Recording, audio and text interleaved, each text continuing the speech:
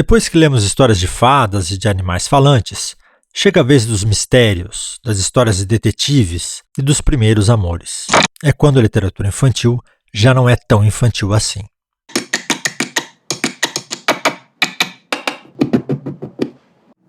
O que é exatamente literatura juvenil? No que ela se difere da infantil e da adulta? Olha, para mim se faz muita confusão nesse aspecto. Literatura infantil é aquela literatura que vai até o fim da infância, como o próprio nome diz. Ela é bem determinada. Para mim, no meu caso, foi muito determinado. Quando começou a adolescência, eu não li mais literatura infantil. Inclusive, o Lobato, que eu adorava, não me interessava mais, porque aquilo era uma literatura que dizia respeito até aos 12 anos. O que caracteriza a literatura infantil? Basicamente, a arte é a mesma, é que ela é despida da experiência da vida. Até uma dificuldade que ela tem, porque você não pode, o adulto, ele já viveu a vida, já foi trabalhar, já teve as suas decepções, já teve seus casos de amor, sabe o que é lutar para ganhar a vida. Enfim, ele entra dentro da tragédia e do drama da vida. E na literatura infantil, essa experiência está fora. Aliás, meu avô me dizia sempre, só depois que eu vi como ele tinha razão, que era um homem muito culto, ele dizia: meu neto, eu posso te ensinar tudo, menos a experiência da vida. Essa você vai aprender sozinho. É uma coisa que nenhuma escola pode ensinar. Então, a literatura infantil se caracteriza por isso, porque você tem que ter bastante arte para, sem a experiência da vida, fazer viver aquilo. A literatura juvenil, eu nunca entendi direito, porque no meu tempo, que eu sou de 1935, no meu tempo que a gente lia como literatura, quando a gente terminava a infância, que é 12, 13 anos, variando um pouco mais, né? Eu digo quando tem pelo no sovaco, né? Que termina a infância. A gente lia Júlio Verne, a gente lia Tarzan, a gente lia obras mais fáceis para adultos. Eu não tive contato com essa literatura específica para juvenil, que é uma época assim de metamorfose no corpo. Eu me lembro que, inclusive, quando eu era adolescente, eu lia muito pouco, queria mais saber de futebol e de outras coisas. O senhor acha que histórias em quadrinhos são aliadas ou inimigas? Essa é uma boa pergunta, né? Porque quando eu era criança, até é uma coisa que faz as pessoas rirem hoje, porque não havia televisão, né? Então havia, entre os adultos, havia uma corrente muito forte, e os professores, e até não era despido de lógica, tinha uma lógica, mas não adiantava nada. A lógica era a seguinte, a tese dos adultos, porque a história em quadrinhos chama mais a atenção pela imagem. E a criança o cérebro da criança deve se assenhorar, deve dominar a linguagem para se tornar uma pessoa adulta e uma pessoa madura e se voltar para a cultura. Então, se a gente começa a desviar a atenção do que está escrito para a imagem, isso seria ruim para a criança. Era a explicação que davam. E tinha certa lógica, claro que tinha, mas mal eles sabiam que ia chegar a televisão depois e essa discussão ia ficar um pouco teórica, né? Mas eu lia demais história em quadrinhos, eu lia tanto histórias em quadrinhos que 2 vezes minha mãe, a gente tinha que, no meu quarto, eu tinha um quarto de brinquedos, depois quando minha irmã nasceu, ela ficou com o meu quarto de brinquedos, mas no meu quarto de brinquedos, tinha verdadeiras colunas, a gente precisava serpentear por lá dentro, que ia quase até o teto. E a minha mãe, então, chegou uma vez, fez uma reunião, temos que jogar fora, temos que vender para o jornal. Passava aquele jornaleiro, né? Jornaleiro, metaleiro, passava na porta da gente.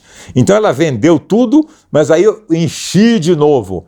Isso não me atrapalhou de ler muito e adorar Monteiro Lobato e fazer de Monteiro Lobato a principal leitura da minha infância. Então, eu acho que tem lugar para tudo. Essa coisa se discutia muito quando chegou o cinema também, a briga entre cinema e teatro, que teatro que era cultura, isso é coisa antiga, né? Mas isso vai se reproduzir agora em outras formulações técnicas, Mas eu não sei responder exatamente a isso. Para mim, não desviou a leitura, não. Durante a ditadura, a literatura infantil, infanto-juvenil, teve assim, alguma perseguição ou não? Olha, a ditadura brasileira, ela se preocupava mais em censurar espetáculos teatrais, espetáculos para a grande massa, ou jornais. No campo da literatura não houve muita censura. Houve censura, por exemplo, houve um caso com o Meu Caneco de Prata, que foi proibido, o próprio Gênio do Crime, porque tem aquela parte que o dedo do gordo, o gordo é torturado, e se lembra disso? Então, cismaram com isso e proibiram para as escolas em São Paulo o Gênio do Crime e o Caneco de Prata, mas foi uma proibição bastante leve, porque não era apenas para as escolas públicas, não atrapalhou a venda do Gênio do Crime, e no resto do Brasil ele foi vendido. Então eu não sentia, não houve uma mão pesada em cima da literatura. Houve mais em cima das músicas, aquilo que era mais de massa, né? A literatura não tinha muita importância. Olha, eu tinha a impressão que eles achavam que tanto que Marx, livremente, Karl Marx e tudo isso se encontrava nas livrarias. De modo que essa parte, a impressão que eu tenho é que não houve uma mão pesada na literatura. O Caneco de Prata, o senhor não foi preso por um dia? Não teve isso? Não, a professora que foi presa. A professora foi presa por uma cisma, porque ela dava o Caneco de Prata numa classe, numa escola particular de São Paulo, e o pai de um dos alunos era do Exército. Não sei se era sargento, se era oficial do Exército. E ele achou aquilo um absurdo, ele achou aquilo subversivo, e invadiu a classe com a tropa, o professor Maria Otília, né? Maria Otília, muito amiga minha, ficou depois, e prendeu, levou a professora para interrogatório. Ela não ficou presa, mas ela passou por um interrogatório muito desagradável, que ela ficou muito chocada. E depois abriu-se um processo contra ela na Secretaria da Educação para saber se ela seria expulsa, porque ela era professora pública. Então aí a coisa passou para a esfera pública, no ensino público, que aí assim havia uma preocupação. A ditadura se preocupava com o ensino público, que era um ensino de massa, né? E eu fui chamado, fui testemunha dela, inclusive, nesse processo, e eu expliquei, inclusive, para quem interrogava, porque a pergunta que se fazia era se ela estava fazendo experiências com alunos. Eu disse a quem me interrogava que se realmente eu pedi para ela fazer experiência, que o Caneco de Prata é um livro diferente do Gênio do Crime. Ele é um livro bastante abstrato, as coisas não têm uma sucessão lógica muito grande, e é um pouco assim, uma arte assim, tipo Cortázar, tipo Oswald de Andrade, tipo que se fazia naquela época bastante. E eu pedi, olha, eu não tenho certeza se as crianças vão entender esse meu livro, você dá aí em classe, por favor.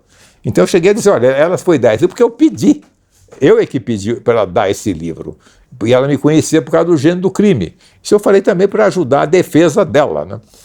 E realmente, aí ela foi suspensa por 15 dias. Essa foi o final da história. Mas ela ficou muito chocada e se demitiu do serviço público e foi lecionar, acho que em universidade, coisas assim. Hoje em dia, as editoras também, elas encomendam muitas histórias por temas. Por exemplo, a clonagem está fazendo sucesso, bullying está fazendo sucesso. O que o senhor acha disso? Isso começou a acontecer quando houve o grande, como chama-se, o boom da literatura. Mais ou menos na época que eu comecei a escrever. Então a gente percebia isso, porque o público é muito grande, porque antes era diferente, as classes não compravam livros. E quando o vendedor de uma editora chega num colégio e ele consegue colocar livros em vários colégios, ou em outras cidades, então isso faz vender, se o professor escolhe um livro, isso multiplica a venda dos livros. Então, com isso, as editoras precisavam de produzir bastante livro. Então, começaram, pelo que eu sei, pelo que eu ouvi falar, pelo que a gente pode perceber, que nem você percebeu, que eles procuravam, então, encomendar livros. Vamos escrever sobre isso. Está na moda agora, sei lá, maconha, por exemplo. Está na moda, o que é o divórcio? O que é divórcio? Como é que a criança vai no divórcio? Mas isso, evidentemente, isso nunca me preocupou, né? Mas são métodos que as editoras usam para colocar temas atuais. Qual que é a diferença do papel da ilustração? Qual é Sim, entendo. No livro seu, por exemplo, nessa faixa de idade? A ilustração no meu livro é decorativa. Ela não faz. Na literatura infantil, ela é quase que acompanha o livro. Ela é fundamental para a criança acompanhar o livro. Às vezes é fundamental. E na literatura que eu faço, tanto que no meu contrato está que não pode retratar os personagens. E ela tem que ser ilustrativa, ela tem que ser decorativa. Ela não entra dentro do enredo, ela não conta o enredo. É apenas um enfeite, um magnífico enfeite. Tem excelentes ilustradores, a técnica das capas, inclusive, tem sido extraordinária, né? E uma capa bonita é muito importante. Mas ela não faz parte do enredo, ela não conta a história, ela decora o livro. É um enfeite. E a gente pode experimentar na literatura infanto-juvenil, ou a gente tem que pensar primeiro no entendimento do leitor? Não, eu não vejo assim. Eu não vejo que tem que pensar no leitor. Eu sigo assim a tradição do escritor, que não é comunicação. O que é a comunicação? Comunicação você percebe, você estuda o que os outros estão fazendo para poder vender o seu material, vender o seu... Agora, o escritor, ele escreve o que ele gosta. E, evidentemente, ele escreve para o público. Mas, na comunicação, a mensagem, a pessoa que escreve vai pensar 90% no público e 10% na arte dela. O escritor, pelo menos, a tradição do bom escritor, eu estava pensando no João Carlos de 10 anos. Eu penso muito mais em mim. É claro que tem que pensar no público, mas é uma parte menor. Então, eu não experimento, eu faço aquilo que eu quero, que eu acho que está gostoso de fazer, que a minha intuição, que a minha inspiração está me levando. E é mais ou menos isso.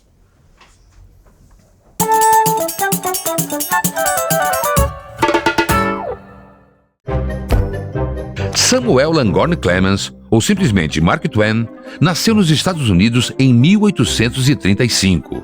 Curiosamente, no dia do seu nascimento, o cometa Halley passou pela Terra. Jovem ainda, Twain saiu de casa atrás de aventuras. Trabalhou como tipógrafo, garimpou ouro e foi aprendiz de piloto de um barco a vapor.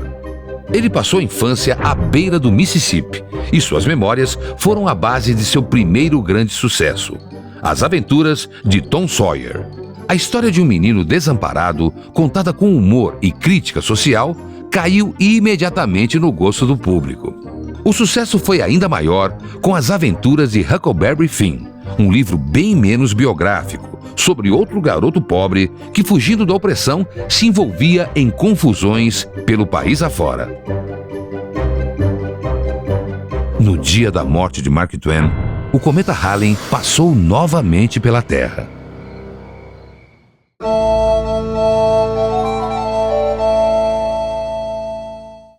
Um avião cheio de crianças entre 6 e 12 anos cai numa ilha deserta. Todos sobrevivem, só que eles estão sozinhos nessa ilha e eles precisam se organizar para sobreviver. Inicialmente, começam a reproduzir aquele tipo de conhecimento que eles têm de organização social. Esse livro que a gente está falando, essa trama é do livro O Senhor das Moscas, escrito por William Golding em 1954. O Senhor das Moscas, inicialmente, pode parecer um livro de aventuras de um bando de crianças numa ilha que vão nadar na praia, vão se organizar e, efetivamente, no final, eles podem até encontrar uma ilha do tesouro. O problema é que não é nada disso que acontece no livro. O que vai acontecer é que essas crianças vão, pouco a pouco, expressar aquilo que há de pior na natureza humana e eles vão reproduzir aquilo que efetivamente as sociedades já reproduziram durante muito tempo e continuam reproduzindo, que é a barbárie do homem em termos da guerra, do egoísmo e de todos os sentimentos que realmente relatam e revelam essa natureza que não é a natureza boa. Na verdade, é um contraponto, né, ao Robinson Crusoe, aquele homem que consegue viver na ilha durante algum tempo sozinho e se revelando aquilo que tem de melhor. O que acontece é que esse livro foi escrito num contexto muito especial do Entre Guerras, ou seja, ele está escrito à sombra do nazismo e da revelação dos campos de concentração e, ao mesmo tempo, da bomba de Hiroshima. Ou seja, a gente pode entender muito bem por que Golding escreveu um livro com esse drama. Na verdade, um livro é uma obra-prima em termos de linguagem, é muito bem escrito, é super envolvente. Desde o princípio tem um ritmo que faz com que o jovem adolescente entre na trama e se considere um dessas crianças que estão perdidas na ilha. Isso faz com que durante todo o livro seja possível um envolvimento e uma reflexão sobre o que é isso mesmo em termos da natureza humana. Eu acho que qualquer jovem que entre dentro do livro vai acabar discutindo que bicho é esse, né? Que bicho é esse que somos nós homens e que bicho é esse adolescente e o jovem. Eu acho que é uma literatura, é um livro duro, porém fundamental para poder explicar e para poder pensar, né, como que é de fato este mundo que a gente vive.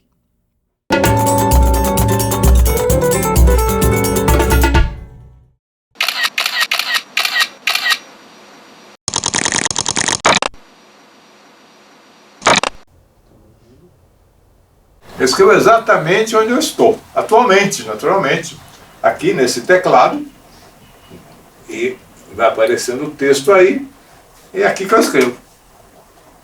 Quando eu tenho a ideia para começar o livro, eu vou, então, eu não costumo planejar tudo. Eu começo o livro e vou, aí aquilo se espalha pela minha cabeça. E quando eu escrevo um pedaço, aí durante o dia eu fico pensando naquilo, aquilo vem à minha mente e eu vou vendo se funciona ou não. Se não funciona, eu mudo. Aí eu vou escrevendo até que funcione, o que eu acho que esteja funcionando. No começo era a máquina, porque eu já era um advogado de bastante. Quando eu comecei a escrever, já tinha 3 ou 4 anos de advocacia e já escrevia à mão a máquina.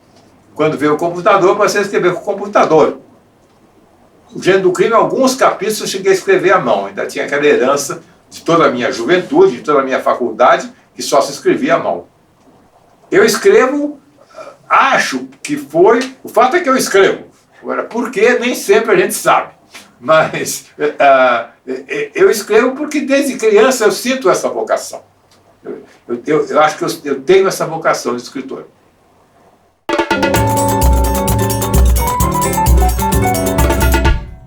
Oi gente, tudo bem? Hoje a gente vai conversar um pouquinho sobre A História Sem Fim, de Mikhail Ende. Esse livro é um romance infanto-juvenil que foi publicado em 1979 e traz a história do Bastian, um garotinho de 10 anos, muito tímido, muito introspectivo e que tem muita dificuldade de se relacionar com as outras pessoas. Então, quando ele acha um livro chamado A História Sem Fim, ele fica muito intrigado com o título do livro, porque afinal de contas, quem é que nunca quis ler um livro com uma história que nunca acaba? Então o Bastian começa a ler A História Sem Fim e nesse momento o leitor encontra uma narrativa dentro de outra narrativa. Isso acontece porque nós, leitores, junto com Bastian, começamos a ler também A História Sem Fim. Em A História Sem Fim, o reino de fantasia está sendo destruído por um mal chamado Nada. E a Imperatriz Criança, que é a líder desse reino, está muito doente. A doença dela está relacionada ao nada e ninguém sabe qual que é a cura. Então, logo no começo do livro, o Bastian e também o leitor acabam descobrindo que o destino da Imperatriz Criança, assim como o destino de Fantasia, está nas mãos de Atreyu, um menino de 10 anos, guerreiro e muito corajoso, que recebe a missão de ir atrás de uma cura para a Imperatriz Criança e, consequentemente, da salvação de Fantasia. Ao longo da leitura, a gente vai acompanhando as aventuras do Atreyu e as reações do Bastian conforme ele vai lendo a história sem fim, e a gente começa a perceber que o Bastian deixa de ser apenas um leitor para começar a interferir no que está acontecendo em Fantasia. O livro é um prato cheio para quem gosta de histórias de aventura ambientadas em terras distantes e exóticas e cheias de criaturas fantásticas. Conforme eu ia lendo, eu fui percebendo que a narrativa, ao mesmo tempo em que é muito simples, ela é também muito rica em detalhes, de forma que eu conseguia visualizar cada coisa que me era descrita. Desde coisas bem simples, como um menino indo para a escola, quanto coisas que dependiam um pouco mais da minha imaginação, como o reino de Fantasia e as criaturas peculiares que lá habitam. A sensação que eu tive enquanto eu li A História Sem Fim é que esse livro fala com todos aqueles que são apaixonados pelos livros, mas principalmente com aqueles que se apaixonaram pelos livros enquanto ainda eram crianças. Bastian é um menino muito tímido, muito introspectivo, com dificuldades de relacionamento e que encontra nos livros o seu refúgio e nos personagens os seus melhores amigos. Eu acredito que toda criança que já passou por essa situação vai se relacionar com essa história. Todo mundo que gosta de ler em algum momento já sentiu vontade de conhecer algum personagem ou de entrar dentro de uma história que você ama demais. Se você é uma pessoa que gosta de histórias de aventura e fantasia infanto-juvenis, você precisa ler A História Sem Fim. Então fica aqui uma recomendação de leitura e até o próximo vídeo. Tchau!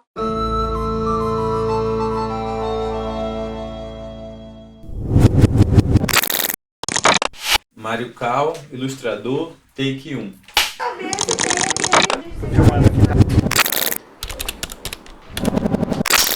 Mário Maltês, take 1, ilustrador. A ilustração, para mim, né, é não cair nessa coisa de realmente mostrar aquilo que o outro está dizendo. Tipo, ilustrar o que o outro uma coisa a serviço daquilo para... Às vezes você escancara muita coisa, às vezes você proíbe a imaginação das pessoas, você pode virar uma coisa muito óbvia, às vezes muito, né? Então, eu acho que é uma conversa que você tem com o escritor, né? Na verdade, é uma apreciação, uma coisa até que pode ser muito legal, porque é como você vê o que o outro está escrevendo, né? Eu gosto de ler trechos, ou se possível, ler o texto inteiro do livro que eu vou ilustrar. Eu gosto muito de dialogar com o autor do texto, com o editor, com a editora. Eu quero saber qual é a proposta deles. Esse livro é infanto-juvenil, esse livro é adulto, esse livro vai para as escolas, esse livro vai para a loja. Como que vai funcionar esse trabalho? Eu acho que não é simplesmente fazer um desenho qualquer e entregar e acabou. Tem todo um envolvimento de afinidade, né? Eu já deixei de fazer certos trabalhos por sentir que não era para mim, assim, de esse tema tem gente melhor para resolver esse tema, tem gente melhor para resolver essa proposta, né? Então eu sempre usei muito a coisa só do traço, da linha, né? No preto e no branco. E há um tempo atrás eu comecei a fazer gravura, que é uma outra técnica e que te leva para outras coisas, que foi muito legal também, porque meu trabalho foi para outros lugares também, né? Porque você começa a trabalhar com mais volume, sobreposição, até a gravura é quase tridimensional, né? Você sente a profundidade, né, dos traços e tudo mais. Isso vai te influenciando também. E de vez em quando uso um pouco de cor, mas não chega a ser cor, é mais um sanguíneo, um vermelho, um azul, uma coisa assim. Mas eu sou muito mais a coisa luz e sombra mesmo.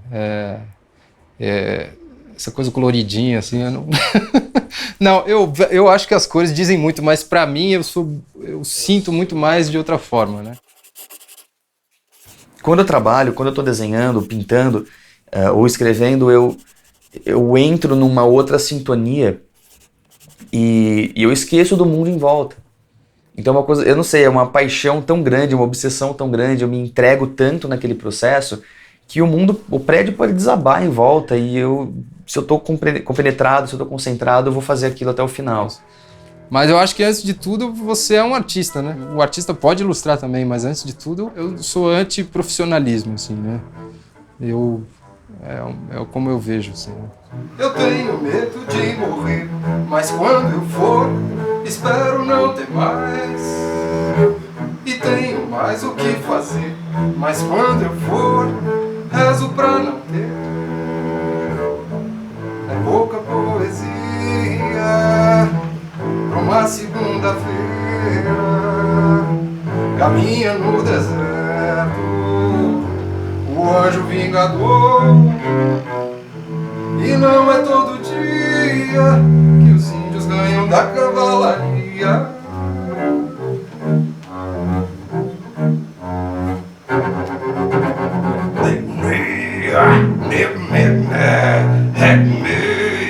Zum, zum, zum.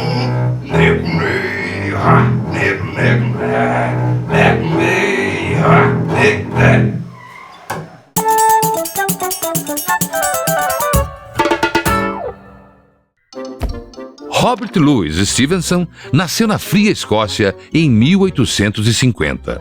Por conta da sua frágil saúde, mudou-se para a quente Califórnia. Lá escreveu A Ilha do Tesouro, que teve um sucesso instantâneo.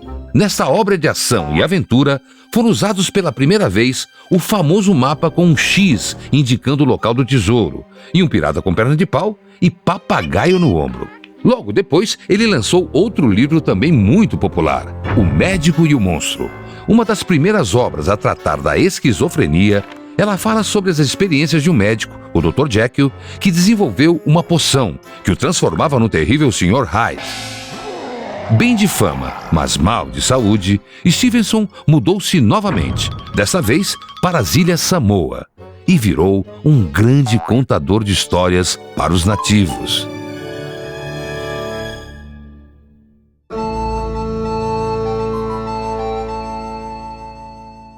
A minha dica de leitura foi por onde eu comecei, entrei no Monteiro Lobato, foi As Caçadas de Pedrinho. Esse livro caiu na minha mão quando eu tinha de 7 para 8 anos e me entusiasmou, emocionou tanto, me tomou tanto minha atenção que eu dali para frente eu fiquei fanático da literatura do Lobato. Comecei a ler Monteiro Lobato a partir daí e reli várias vezes e foi a leitura principal da minha infância. E como esse foi meu ponto de partida, a minha dica é essa.